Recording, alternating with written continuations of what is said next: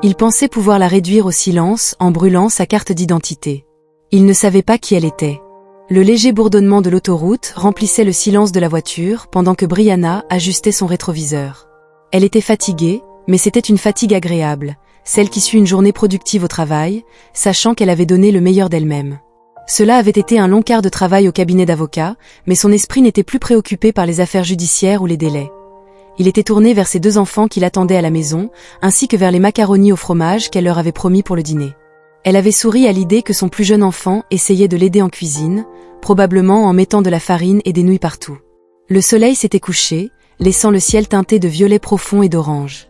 Elle avait jeté un coup d'œil à l'horloge sur le tableau de bord, 18h43, avec seulement 10 minutes avant d'arriver chez elle à Bakersfield, en Californie. Brianna avait poussé un soupir de soulagement. Un dîner, un peu de télévision avec les enfants et enfin un moment de repos, c'était le plan. Mais quelque chose sur la route devant elle avait attiré son attention. L'intersection s'approchait et semblait étrangement calme pour cette heure de la nuit. Sa prise sur le volant s'était légèrement resserrée, bien qu'elle ait tenté de chasser cette sensation. Peut-être n'était-ce que sa nervosité après une longue journée. Elle avait repoussé cette pensée pour se concentrer sur sa liste de choses à faire pour le lendemain. Puis, du coin de son rétroviseur, elle avait aperçu des lumières rouges et bleues clignotantes. Son estomac s'était noué. Elle n'avait pas roulé à vive allure, n'avait pas grillé de feu rouge, n'avait rien fait qui justifie un mandat d'arrêt, mais elle se retrouvait là, ralentissant et se garant sur le bas-côté.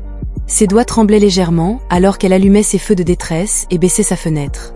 Brianna n'était pas novice en matière d'interception policière. Elle avait déjà connu sa part de contrôles aléatoires. Elle veillait toujours à avoir ses documents en ordre et à adopter un comportement calme, consciente de la rapidité avec laquelle les choses pouvaient dégénérer. Mais cette fois, quelque chose semblait différent, plus lourd. Alors qu'elle attendait, elle pouvait voir l'officier sortir de sa voiture. Sa silhouette se découpait sur les lumières clignotantes, ses mouvements étaient lents et délibérés. Brianna avait pris une profonde inspiration, se préparant à ce qui allait se passer. Cependant, la manière dont il s'était approché de sa voiture avec cette lenteur calculée avait provoqué une vague de malaise en elle. L'officier s'était avancé vers la voiture de Brianna à pas mesurés, sa lampe de poche braquée directement sur son visage. Elle avait plissé les yeux contre l'éblouissement, essayant de garder son calme alors qu'il s'arrêtait à sa fenêtre. Il n'avait pas parlé tout de suite, laissant le silence s'installer avant de finalement demander le permis et l'immatriculation. Sa voix était plate, dépourvue de chaleur ou de professionnalisme. Brianna avait hoché la tête, prenant soin de bouger lentement en fouillant dans son sac à main et sa boîte à gants. Elle lui avait tendu les documents, ses mains fermes malgré le malaise qui lui parcourait l'échine. « Voici, officier », avait-elle dit d'une voix calme et respectueuse. Il lui avait à peine jeté un coup d'œil avant de prendre les papiers et de se retirer vers son véhicule. Brianna avait expiré, ses doigts agrippant fermement le volant. Elle l'avait observé à travers son rétroviseur latéral alors qu'il restait dans sa voiture plus longtemps que nécessaire. Les minutes passaient et la tension dans sa poitrine devenait de plus en plus pesante. Quand il revint enfin, son attitude avait changé. Sa posture était rigide, son expression sévère. Il avait agité sa carte d'identité dans les airs, ses sourcils froncés. « Cela ne semble pas en ordre », avait-il dit d'un ton accusateur. « Es-tu sûr que c'est le tien ?» Brianna avait cligné des yeux, perplexe. « Oui, monsieur, c'est bien mon identifiant », avait-elle répondu d'une voix ferme mais teintée d'incrédulité. « Il est valide et à jour. S'il y a un problème, je serai ravie de le résoudre. » Il l'avait interrompu d'un geste brusque. On pouvait voir qu'il se penchait, son visage à quelques centimètres du sien. « Que fait quelqu'un comme vous dans ce coin ?» Son cœur avait manqué un battement. « Quelqu'un comme moi », avait-elle répété d'une voix plus douce. L'implication dans ses mots l'avait piquée, mais elle avait gardé son calme. « Officier, je rentre chez moi auprès de ma famille, je n'ai enfreint aucune loi. » Il avait reculé, sa main serrant fermement la carte d'identité pendant un moment. On aurait dit qu'il allait dire autre chose, mais au lieu de cela, il avait esquissé un sourire narquois et affiché une expression froide et méprisante qui lui avait donné des frissons dans le dos. « Ici », avait-il dit en se retournant vers son véhicule. L'esprit de Brianna s'était emballé alors qu'elle était assise là, agrippant fermement le volant. Ce n'était pas une simple infraction au code de la route, elle le savait bien. Le ton de l'officier, son comportement, tout cela était bien plus grave. Elle se rappela de rester calme.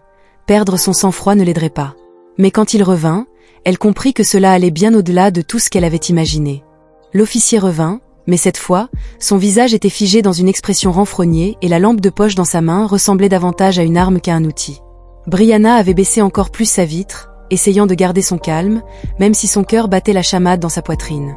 Il tenait sa carte d'identité dans une main, l'agitant légèrement comme s'il s'agissait d'un simple morceau de papier. « Cela semble faux », avait-il déclaré, sa voix empreinte de mépris. « Comme si tu pensais pouvoir t'en tirer avec n'importe quoi. » Brianna avait cligné des yeux, stupéfaite. « Faux, monsieur, je ne comprends pas, c'est ma pièce d'identité, elle est valide. S'il y a un problème, vous pouvez la vérifier dans votre système. » « Je n'ai pas besoin de tes conseils pour faire mon travail, » avait-il rétorqué, la fixant intensément. Il l'avait acculée, mais elle avait gardé sa voix basse. « Officier, s'il vous plaît, je n'essaie pas de... » Avant qu'elle ne puisse terminer, il avait levé la main, tenant sa carte d'identité entre ses doigts comme si c'était un déchet. Puis, à sa plus grande horreur, il avait sorti un briquet de sa poche.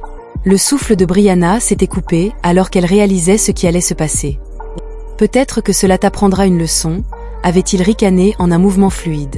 Il alluma le briquet et la petite flamme dansa dangereusement près de sa carte d'identité. « Attendez, vous ne pouvez pas » avait commencé à s'élever Brianna, mais c'était trop tard.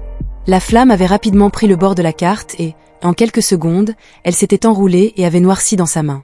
L'odeur âcre du plastique brûlé avait envahi l'air alors qu'il laissait tomber les restes carbonisés sur le trottoir à ses pieds. Brianna regarda, figée d'incrédulité, sa voix s'échappant dans un murmure tremblant mêlé de choc et de colère. « Pourquoi feriez-vous cela ?» L'officier avait de nouveau souri, son expression était suffisante et sans excuse. « La prochaine fois, » avait-il dit froidement, sans ajouter un mot, « apportez quelque chose de concret. » Il s'était ensuite retourné et était retourné à sa voiture, laissant Brianna assise là, abasourdie et sans voix, tandis que son véhicule reprenait vie et s'éloignait dans la nuit. Les mains de Brianna tremblaient sur le volant. Elle avait baissé les yeux sur les restes brûlés et froissés de sa carte d'identité, gisant sur l'asphalte. Son esprit tournait. Ce n'était pas seulement un abus de pouvoir, c'était personnel, ciblé et profondément injuste. Le choc initial avait commencé à se transformer en autre chose. Une résolution. Brianna avait saisi son téléphone, ses doigts tâtonnants, alors qu'elle ouvrait l'application de caméra de tableau de bord qu'elle avait installée des années auparavant. Elle avait tout enregistré, capturant ses mots, ses actions, son mépris flagrant pour la justice. Elle avait visionné un extrait de la séquence, sa mâchoire se serrant en entendant son ton moqueur. Il ne s'agissait plus seulement d'elle, mais de chaque personne qui avait été humiliée, intimidée ou déshumanisée par quelqu'un censé protéger et servir. Mais même si le poids de ce qui venait de se passer s'accumulait, Brianna savait une chose avec certitude. Elle ne laisserait pas passer cela. Rana était restée assise dans sa voiture un moment, le silence pesant lourdement autour d'elle. Son esprit s'emballait, mais ses actions étaient réfléchies. Elle avait pris son téléphone et composé le premier numéro qui lui était venu à l'esprit. « Attention, Elliot, c'est moi », avait-elle dit, sa voix ferme malgré le tourbillon d'émotions en elle.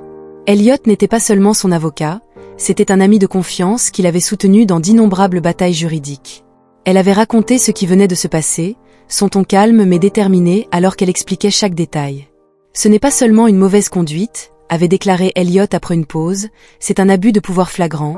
Vous avez bien les images de la caméra de bord ?» « Oui », avait répondu Brianna, « j'ai tout enregistré. Ses paroles, ses actions, le briquet. » Sa voix avait légèrement faibli au souvenir de la carte d'identité qui brûlait devant elle. « Ne t'inquiète pas, nous allons gérer ça », avait dit Elliot, sa voix rassurante. Il a dérangé la mauvaise personne. Brianna avait mis fin à l'appel et avait pris un moment pour se ressaisir. La pensée de ses enfants qui l'attendaient à la maison lui avait donné de la force. Ce n'était pas seulement une question de dignité, mais de leur assurer un avenir meilleur, sans crainte d'être injustement ciblé. Le lendemain matin, Elliot avait déposé une plainte officielle auprès du service de police, en joignant les images de la caméra de bord comme preuve. L'histoire de Brianna avait rapidement gagné en popularité et s'était répandue dans la région. Les médias avaient contacté des journalistes, des entretiens avaient eu lieu tandis que les dirigeants communautaires exprimaient leur indignation. Bientôt, l'identité de l'officier avait été révélée et ses antécédents de mauvaise conduite exposés. Des plaintes pour des comportements similaires avaient été enterrées pendant des années, mais maintenant, sous le poids de l'examen public, elles refaisaient surface. Le cas de Brianna n'était plus seulement le sien. Il était devenu un point de ralliement pour les manifestations communautaires qui avaient éclaté devant le commissariat de police, exigeant des comptes non seulement pour cet officier mais pour l'ensemble du département. Des pancartes portant des slogans comme « Justice pour Brianna » et « Fin du profilage racial » avaient envahi les rues. Brianna avait pris la parole lors d'un de ces rassemblements. « Il ne s'agit pas seulement de moi », avait-elle déclaré d'une voix claire et résolue. Il s'agit de chaque personne qui a été maltraitée parce que quelqu'un pensait pouvoir s'en tirer. Nous sommes ici pour dire que ça suffit. Le processus juridique avait avancé lentement mais sûrement. Brianna avait été placée en congé administratif et s'était préparée à témoigner devant le tribunal, mais le poids du combat n'était pas seulement le sien. Le soutien avait afflué d'organisations de défense des droits civiques et même d'autres agents des forces de l'ordre qui avaient condamné l'abus de pouvoir. Mais même alors que l'affaire prenait de l'ampleur, Brianna savait que le combat ne consistait pas seulement à gagner au tribunal, il s'agissait de changer le système. La salle d'audience était pleine le jour de l'audience. Brianna était assise à la barre des témoins, la tête haute, tandis qu'elle racontait les événements de cette nuit-là avec clarté et assurance. Les images de la caméra de bord étaient diffusées sur un grand écran. Le sourire narquois de l'officier et le scintillement du briquet, des rappels frappants des abus qu'elle avait subis. Des halètements avaient résonné dans la pièce alors que l'enregistrement atteignait son paroxysme, la carte d'identité brûlant dans sa main et ses paroles moqueuses résonnant dans la salle silencieuse. Lorsque la défense de l'officier avait tenté de faire valoir que ses actions étaient mal jugées mais pas malveillantes, l'avocat de Brianna avait répliqué avec des faits concrets. Une série de plaintes contre l'officier, son mépris du protocole et les images indéniables de ses actions. Le jury avait délibéré pendant des heures, mais le verdict était clair. Coupable de mauvaise conduite et d'abus d'autorité. L'officier avait été renvoyé du département de police, et des excuses officielles avaient été présentées à Brianna. Mais pour elle, cette victoire n'était qu'une partie d'une bataille plus vaste.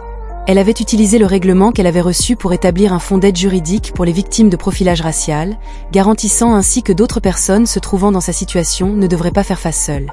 L'affaire avait déclenché une conversation nationale sur le pouvoir incontrôlé des forces de l'ordre. Brianna avait été invitée à prendre la parole lors de panels, sa voix devenant un phare pour le changement. La responsabilité n'est pas seulement une question de punition, avait-elle déclaré dans une interview, il s'agit de reconstruire la confiance. Il s'agit de veiller à ce que personne d'autre n'ait à vivre ce que j'ai vécu. Des mois plus tard, Brianna avait parcouru ce même tronçon de route, cette fois avec ses enfants sur le siège arrière. Son plus jeune chantait faux une chanson à la radio, et son aîné racontait une histoire sur l'école alors qu'il passait l'intersection où tout s'était passé. Elle avait jeté un bref coup d'œil à l'endroit, puis s'était concentrée sur la route devant elle. Elle avait transformé ce moment d'humiliation en un mouvement pour la justice, et cette pensée lui avait apporté la paix. Pour ceux qui regardaient, l'histoire de Brianna n'était pas seulement celle de la résilience d'une femme, c'était un appel à l'action. C'était un rappel que le silence permet à l'injustice de prospérer, mais qu'une voix soutenue par la détermination peut créer des vagues de changement. Si son histoire vous a touché, vous êtes invité à prendre un moment pour réfléchir à la façon dont vous pouviez faire une différence dans votre propre vie et votre communauté, qu'il s'agisse de soutenir des organisations qui luttent pour la justice, de tenir ceux qui sont au pouvoir responsables, ou simplement de vous éduquer. Chaque action compte. N'oubliez pas de vous abonner pour plus d'histoires qui inspirent le changement et suscitent des conversations importantes. Ensemble, nous pouvons créer un monde meilleur.